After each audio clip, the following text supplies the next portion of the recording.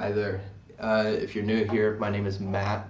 I'm guessing a majority of you would probably not know who I am. And you're looking at me like, well, what the heck? Why is this guy dressed the way he is? Who is he? I want to share with y'all a pretty interesting story. 2023 was not a very good year for me. It wasn't at all. I was stuck with a long-term ex-partner that I was with. We hit it off really well. We loved each other, moved in with each other, and yeah. As time went on, very quickly, you know how they say, there's a statement out there: you don't know someone until you've lived with them. You don't truly know someone until you've lived with them, right? It's kind of more of a rule than it is a saying. And it's kind of like the 3 months rule. After 3 months, somebody will show their true colors, and sure enough, that's what I saw in this girl, right? I fell in love with her. Excuse me. I fell in love with her at the start, and then once I moved in with her, everything just started going to shit. I just remember the first night that we had together was the worst and most hard night out of all of our relationship, and it was only a testimony. It was only a what's it called? Like a prelude to what was to come, right? So one day I broke up with her, but I was still forced to live with her, right? I was still forced to share a place with her because if I broke up with her, first off, I wouldn't have anywhere to go because I didn't have enough money nearly saved up. This girl was having so much control over me. She was extremely controlling over me because she had OCD. My finances were locked, my life was locked, my social life, being emotional. Even if I wanted to go work out at 10 o'clock at night, I couldn't even do that because that conflicted with her OCD. This girl was absolute batshit crazy. Granted, I would forgive her now, but back then, a year ago, this was 100 times worse than it is now. Broke up with her at one point, and I'm starting to like kind of, branch out a bit and try to see like what's out there. This is the only way that I have a private life of my own, so this is the only way that she respects me for having my own life type of thing, right? So I ended up meeting this girl. Look up. Let me do something kind of funny. Let me like ask Copilot a name that we can give this girl because I don't want to give out her real name because the way that she looks and the way that I describe her, somebody would easily be able to figure out who she is. So, okay. I'm asking Copilot, right? Okay. So I got a couple right here, and I found a perfect name to use. So we're gonna call this girl Bailey, right? Sounds very similar to what her actual name was, but I'm just gonna give her that name for now. I ended up finding this girl named Bailey. I matched with her on Facebook dating, out of all places, and we hit it off, man. We hit it off. I had for the longest time, I swear to God, been praying and manifesting so sincerely for this type of girl. Not just in terms of physical looks, but in terms of nature, quality, personality, care, love, man, everything. I had been literally manifesting and praying for this girl to come into my life. And one day, I matched with her on Facebook dating. I have to keep brushing my hair back because it's driving me nuts. We hit it off really well.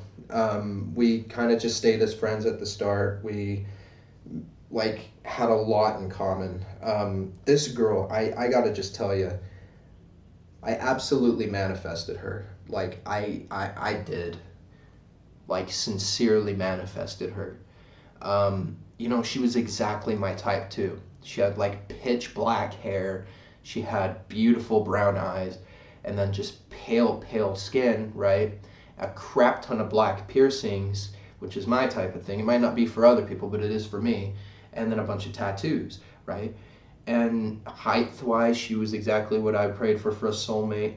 Personality fit the fucking description, man. It fit the description so perfectly. We ended up actually falling in love. She was despite the age difference that we had from her being 29 and I was, early 20s, like, she was absolutely it for me. I mean, just she fit every single description, every single check mark in the box from A to Z. to 1 to 100, right? Everything fit. This, she literally is my soulmate. One day I even, like, she used to talk to me and be like, man, I would just love it if, like, it's a fantasy of mine, if you just, like, showed up one day. Like, just showed up. You know, other girls find it weird when a guy, like, texts you and be like, hey, I'm, like, in your county, or I'm, like, in your neighborhood, can I stop by? But to her, she was like, no, do it. To get there, you have to take this main one highway to go through a certain canyon, and then you drive down closer to Salt Lake City.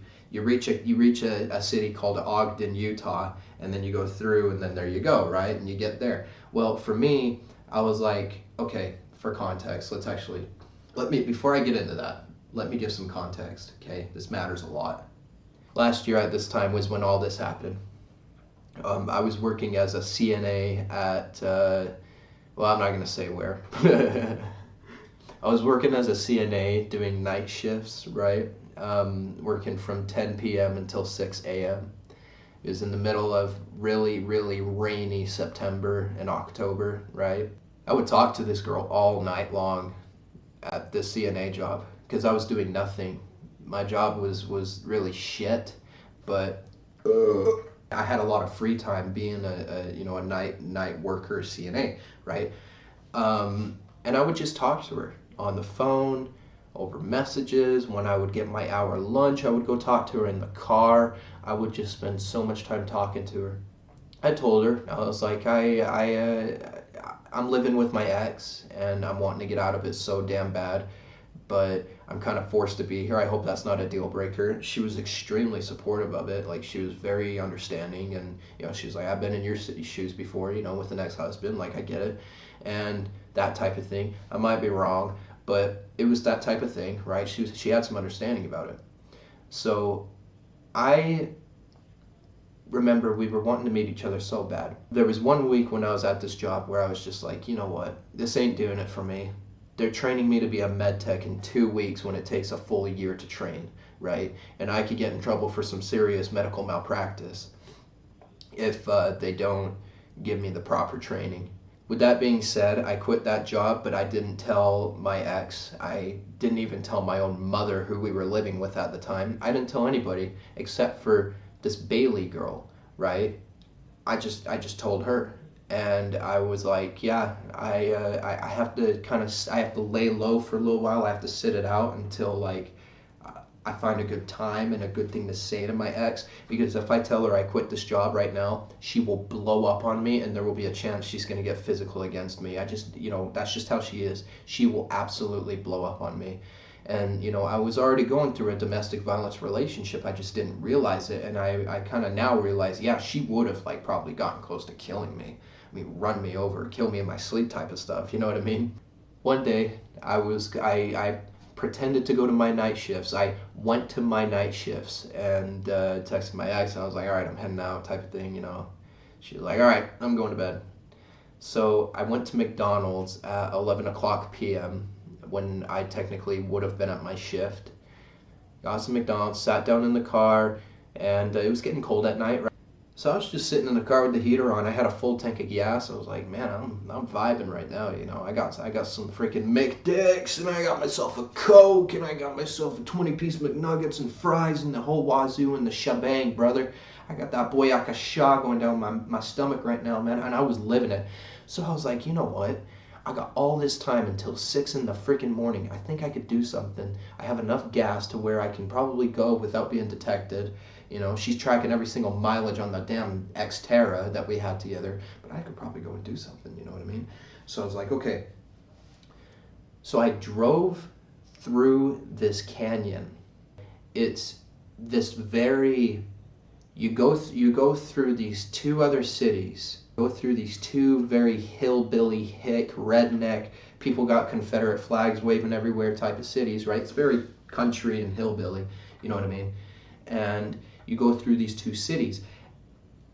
And then once you get through this city called Avon, which is kind of an isolated city, you get to the mountains, and it's just these gigantic mountains, just boom, right here, right here, right here, right here, right here. They just keep popping up everywhere when you drive through the canyon. And at one point, there's a sign that says, pavement ends. And that's when I just kept driving. I was like, okay, I have like all season tires. I don't got off-road tires on this thing. The Nissan Xterra is meant to be an off-road vehicle, but these tires are not. But I was like, I'm just gonna do it anyways. How freaking far can it be? I'm looking on Google Maps right now, and the city that she lives in is, right over there across these mountains. I don't want to have to drive all the way across, take an extra hours long drive. I could get there sooner because it was like a 25-minute earlier drive. You just have to go through this very rugged canyon. Well, I was like, I'm gonna try it. And if I don't end up seeing her tonight, if she's asleep by the time I get over to that part of the valley, then you know what? I'll just drive back and it'll be okay, and at least I have an experience to say, right?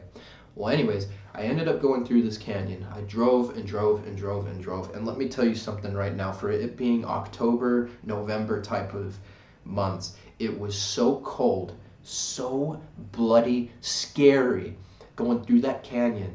I swear to God, I was like, I don't think I'm gonna get out of this, because I've nearly driven off a cliff twice, and one of the times was on accident. Well, God makes me think that I'm probably gonna turn off the car. I'm gonna step outside for a minute to smoke, and I'm gonna hear a Bigfoot chomping at something in the distance. Anything. I don't even know. I'm in the middle of absolute nowhere. I don't have a single bar on my phone. But it was probably about 1 o'clock in the morning. It was so scary. So scary. I didn't have any service. My music stopped playing freaking 50 minutes back. All I can hear is the rattling of the Nissan Xterra. All I can hear is the rattling of the car, the rig, and I'm like, sitting there driving with my pants soaking as I'm pissing myself practically. That isn't what happened, but I was scared as shit. So about an hour and a half later, I finally reached this city called Liberty. And the reason why it's called Liberty is because it liberalizes you from that bastard canyon you have to drive through just to get there. I had driven a full, oh God, I can't even tell you how many miles, but just going through turns and turns of just dirt road. I can't gas it. I just have to be slow, and the car's bobbing and weaving, every single second there's a tire that's not on the ground, but the other three are. So I finally get 2 bars of service when I reach this city called Liberty, and I call this Bailey girl, right? Her fake name, that's what we're calling her. I call this Bailey girl. Surprisingly, it's 2 in the morning she picks up. I'm like, hey, so I don't mean to be a creep, and I know that you've talked to me about this before, about how you want me to do this, and now I'm kind of doing it, but I'm going about it the most dumbest way possible. I'm actually 50 minutes out of your kind of city, and I just drove through this bastard canyon, this bloody dirt road canyon, and I'm like, would it be okay if I came and met you? We've been talking for quite a bit of months now. Could I come and meet you? And she was game. She was like, yeah, get over here. I'll call you when you get closer. I'm like, yeah, for sure. She's like, I'll go get ready. I'm just kind of hanging out in bed right now. I'm like, all right, bet. So it's like, okay.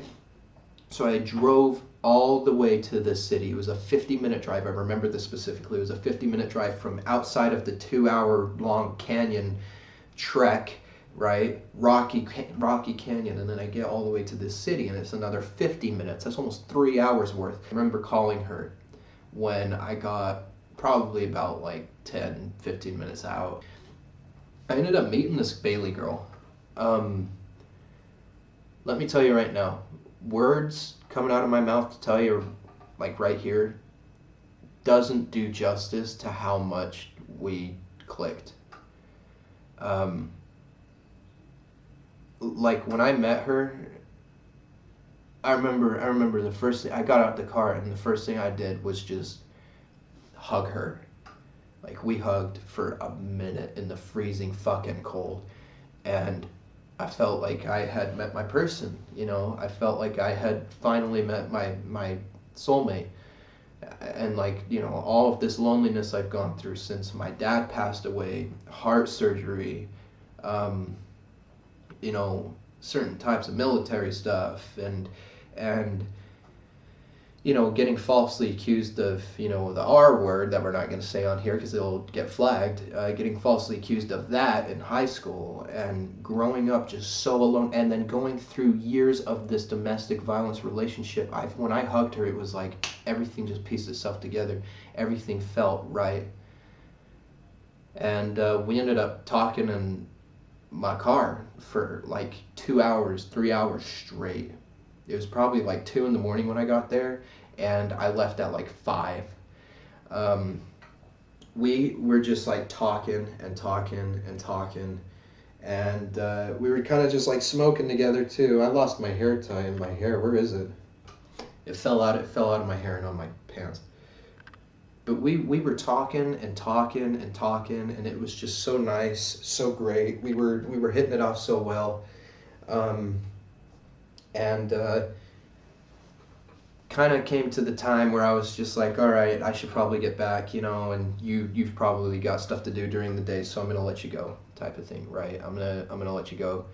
But me and her created a bond together that really, honestly, wasn't felt to anybody else in my life, and she even told me something similar. I remember she called me when I was on my way back to, you know, the northern part of Utah where I lived, and she just told me everything. She was just like, everything clicked. Like, you are my soulmate. You're the person who I want to, you know, marry one day, and you know, you're who I want to be with. And it was as if everything I've gone through, every fucking thing from when my dad passed away when I was only 7 years old all the way up to that moment, everything made sense. Where I was like, okay, I know I'm only so young, but I've been through enough to where mentally I'm practically 30 and I know what I want. She fits the exact description of who I want in a soulmate physically. She fits it even more so mentally, emotionally, psychologically, everything. Even her flaws were just like perfect. Like, and that says a lot, you know. We complimented each other and everything. I swear to God, we had that spark. Like, it was crazy.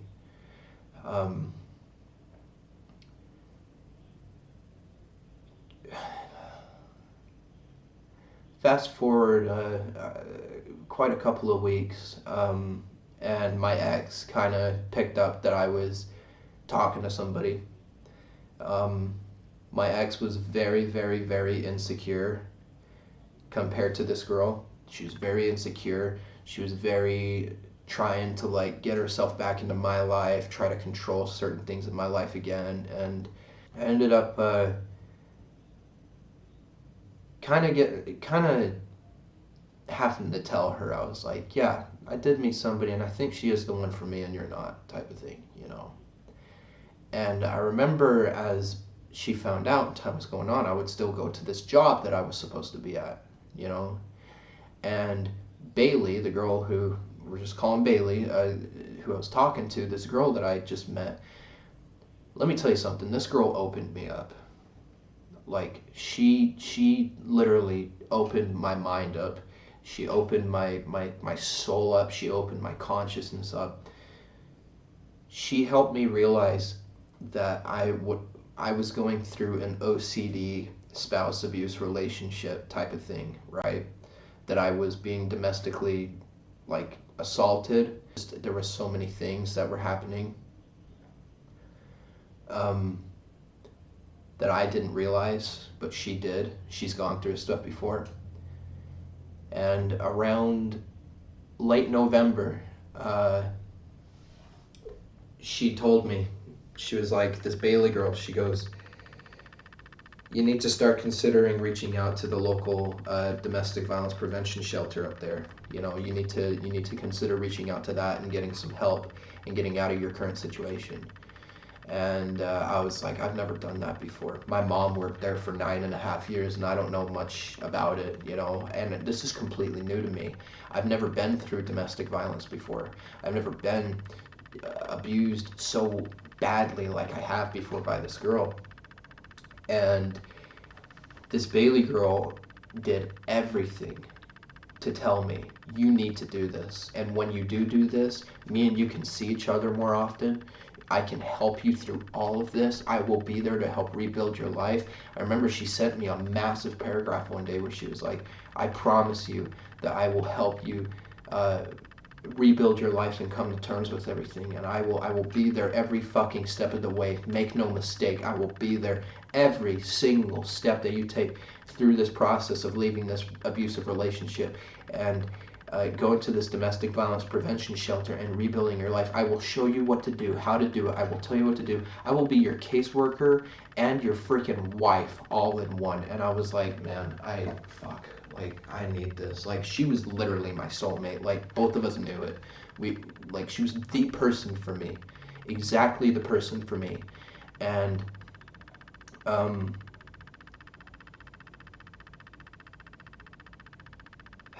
like,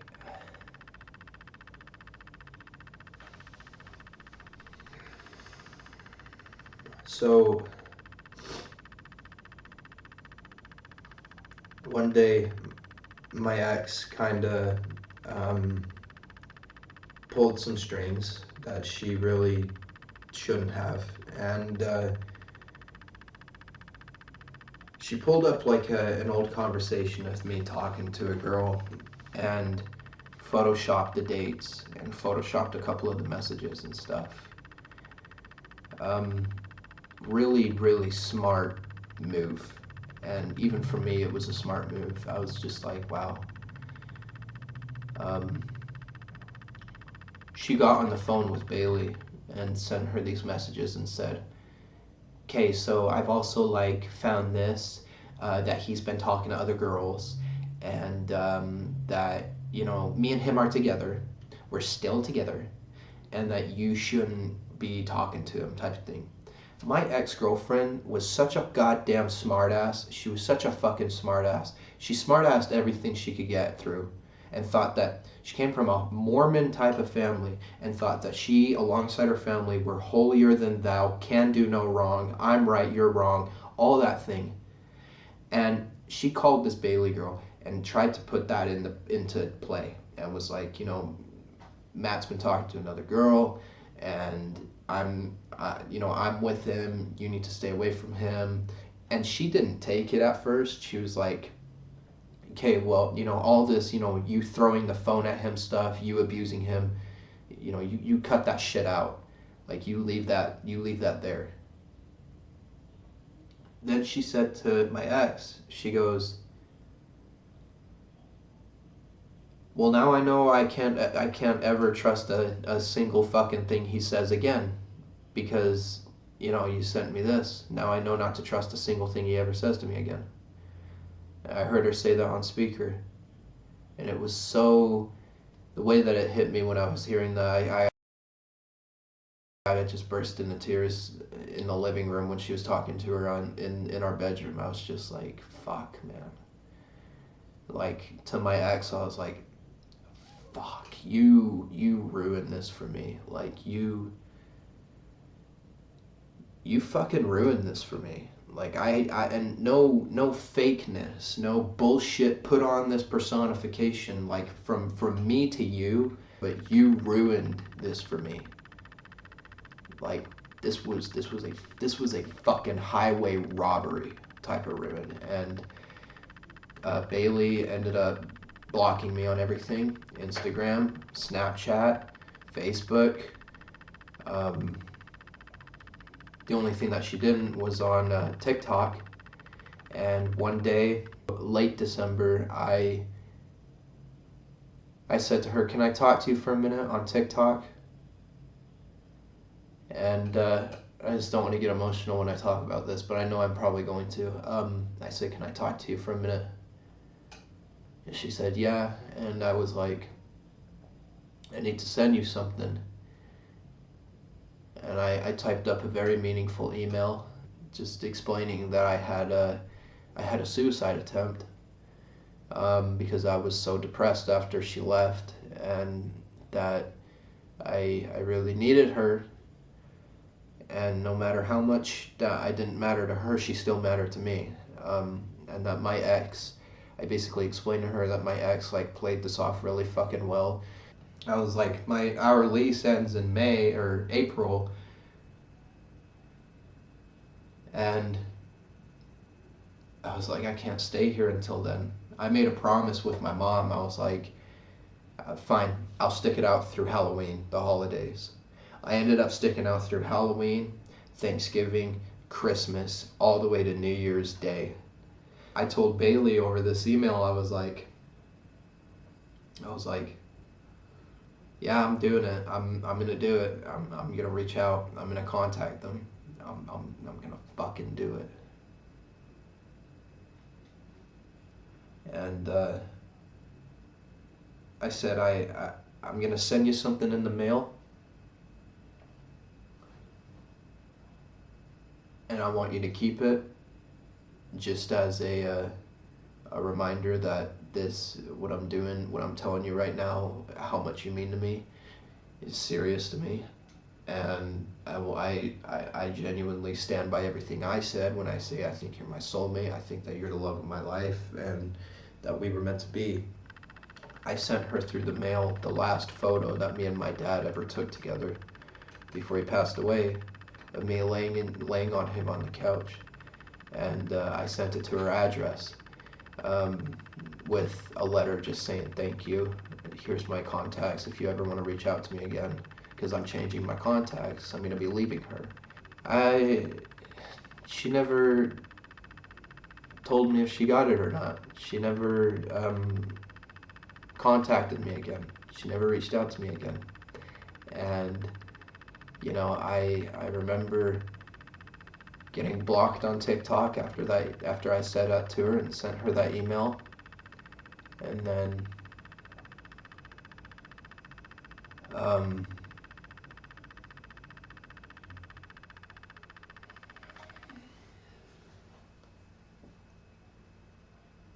January 1st rolled around of 2024, this year, January 1st. I made a call to the domestic violence prevention shelter here where I live, and I said to them my situation. I said, I need to get out of here. I don't think I could survive another week. It was very hard. It was very hard. And I said, I need to get out of here. And they approved me for shelter. They did. They approved me for shelter. I left that girl on January 1st, 2024, this year. I left my ex. Like, not leave the relationship, but I left the house. I left the household. I left the life of it, the lifestyle, the daily living situation of it. I left her, and I fled. I had about 5 bags packed. I had a backpack on my back with another backpack on the back of that. I had a suitcase in one hand, and then I had a carrier bag in the other hand, and I was stacked. I left. I got the transit and got all the way to downtown. Had an intake at the shelter, and it was the first time in my life that I truly felt peace. I remember showing up at the shelter. I was covered in dirt. It was freezing outside, but I was covered in dirt from slipping everywhere, carrying all these things. My shoes were just filled with all sorts of crap. I looked like I walked there, and I kind of did. Oh man, it was so rough. I had an intake there, and they helped me out. They gave me a bottle of water and a bag full of snacks, and they took me to the back of the shelter, met up with the shelter manager for the night, who I actually spoke to on the phone a few days earlier, and took me up to my room. And they were like, here's your room, we'll leave you be, you get adjusted. From here on out, you're safe. And I'm like, oh, thank God, praise Jesus. I'm like, thank God, and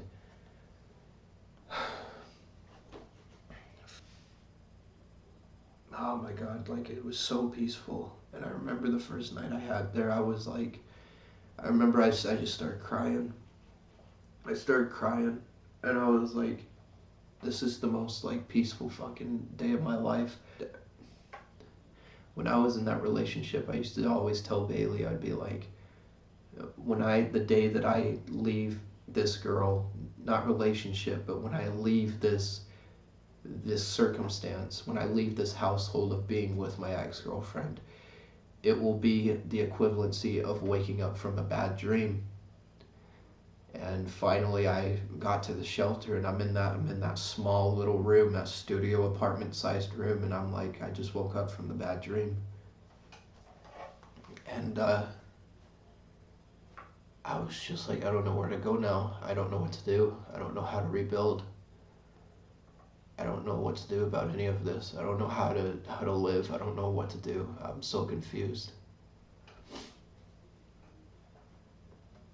Long story short, I ended up staying there till mid-February. But the entire time at the shelter, this is the if Bailey ever talked to me again, this would be the one thing. Even if we just stayed friends, this is the one thing that I just wish she could understand. Forget everything else that happened between me and her. This is the one thing that I wish she would understand more than anything else. Every single day of being at that shelter, my birthday was January 10th, and I spent it celebrating it at that shelter by myself. Every single day at that domestic violence prevention shelter, I said one thing and one thing only. Bailey, I fucking need you. Like, I needed you. I needed you. I don't know how to do this. I'm all alone. I'm fighting. I'm making all the wrong decisions in the court process. I don't know what to do. I need your expertise. And you won't even, at one point in time, you promised to always be there for me. Now I'm the equivalency of dead to you because you're not able to help me because you're choosing not to. I was just like, I needed you. I fucking needed you. I got mad. I was like, I fucking needed you. Slam my fist down on the table type stuff. I was just like, I fucking needed you, man. I fucking needed you. I get out of the shelter. My ex had moved back down to Salt Lake County. I stayed with my mom. Got my old room back that me and my ex shared. And I was alone again. I was all back to being alone. I was a single man, truly. My grandpa, who's 90-something years old, ended up moving into my bedroom. I slept on the couch for the time that I left the shelter. From that point onward, even with my grandpa living with my mom and me living there, I slept on the couch every night, and I just made my way through it. I suffered through it, kind of. I slept on the couch, and I just tried to make life work. I ended up getting a job, a full-time job at Walmart, working night shifts from 9 p.m. until 8 a.m. Friday through Monday. Horrible time, by the way, horrible shifts. But I was making it work. And then finally in May, I believe it was May 27th, I had enough money to where I could get my own place. I found this is the place I'm in right now, beautiful $650 a month, one-bedroom apartment, basement apartment. It was private, it was secluded, it was quiet and peaceful and smaller. It was everything I needed. It was just like this Bailey girl. It fit all my needs and wants and more. It's September 1st as of filming this video. It is quite literally getting around to a year since all of this happened, when I met the girl who I thought was my soulmate, Bailey or Britt or whatever her name was, right? I will be completely honest. I will be blunt. I have never, ever, ever, ever, ever felt as lonely as I do now. I don't have any friends where I live. I quite literally don't have any family besides my mom, who's a 60-something-year-old CNA, and my grandpa, who's 90 and in extensive care right now. But I don't have any friends. I am starting a new job now, doing housekeeping full-time. But, I don't really have any friends. And living alone has told me that. So at the start of this video, I said, you don't know somebody till you've lived with them. There should be a statement that's like the twin sister to that statement that says, you don't know how alone you are until you've lived by yourself, right? I do believe that during that time period last year, God did bring this Bailey girl, again, that's her fake name, never given her, but he did bring me this girl to be my soulmate at that time in my life. That girl was the girl who I was going to marry. Her kids, I freaking adored her kids, loved them. You know, I've gone through my fair share of my mom having ex-boyfriends, and I said to her, I'm like, I'm never going to be like that when a guy just comes into a widowed mother's life or in a single mother's life and starts acting like he owns the place. I said, I'll never become like that. It always goes through you. You're the mediator. It's always through you, Bailey. I loved this girl. I loved everything about her. And honestly, if she texted me tomorrow, I would be ecstatic to be friends with her and nothing more. I'm pretty sure by now she's probably engaged or she's talking to somebody. To me, that doesn't bother me at all because life moves on. But I've been thinking about that a lot, and that's why I wanted to make this video to say, look, like a lot of people, I go out on my jogs every night by myself, and I see all these couples. I live right by a Mormon temple, and I see all these couples walk in, sitting on the benches with each other, talking with each other, and a part of me just wants to go up to them and just be like, yo, like, be grateful for who you have. Like, be grateful for who you have, be grateful for what you have. Because there's people like me who had what you had at one point, and then it was utterly robbed from me. And I'm never going to see that again. At least I don't think I am. It will have to be a Hail Mary straight from the celestial kingdom of God to make that happen, right? I just want to tell them that. I just want to be like, yo, be grateful for who and what you have. Because I don't have it. But yeah.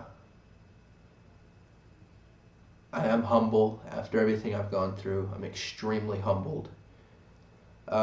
Bailey, even though that's not your real name, if you happen to be watching this video right now, you know, I'm on your blocked list, so you're more than welcome to unblock me at any time and, you know, just be friends with me and talk to me if you want. Yeah, to my ex, you know, I sincerely hope that you are doing good. I know that we didn't have a good relationship, but you are a good person. You know, you are a very, very beautiful person.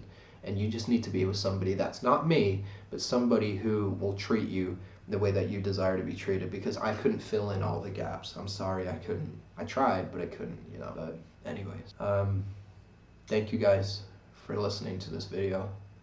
If you've gone through something like this before, I'm telling you this just as much as I'm telling myself this looking in the camera right here, right? You know, you might have lost your soulmate at one point in life to death, to something like me where it was utterly robbed, but just know, like, he or she is on the way, and that God is telling me that, and he will be telling you that soon too, that he or she is on their way, and that you won't have to go through this for much longer. And it hurts now, but one day you're going to be looking back when you're with them, and you're going to be like, man, now I know exactly why I went through what I did.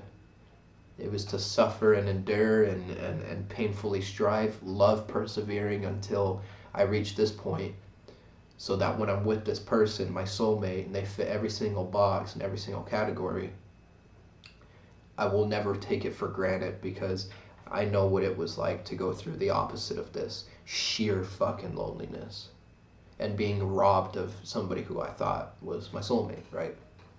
So, anyways, thank you guys for watching. I don't know when I'll post again, probably be soon, but I have a short film coming out on Instagram and Facebook and here on YouTube, but primarily on Instagram, called Alone, and it's going to be about my experiences in 2024, how I've learned to deal with the loneliness of being outside of, you know, a long-term relationship, and then adjusting to living alone in a single life, with no friends or family, and including this story too. So thank you guys for listening. Thank you for watching. I sincerely hope you're having a good day or night wherever you are.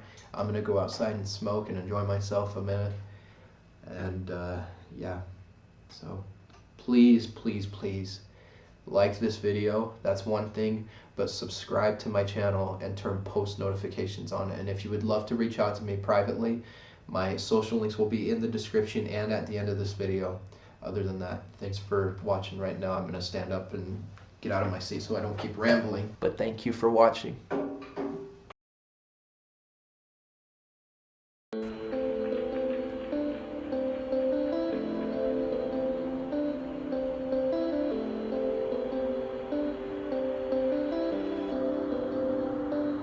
Namaste.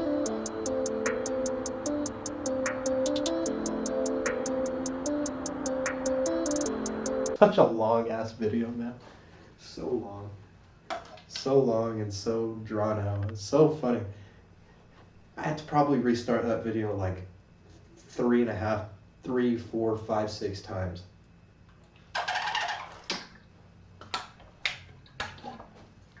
Anyways, moving on.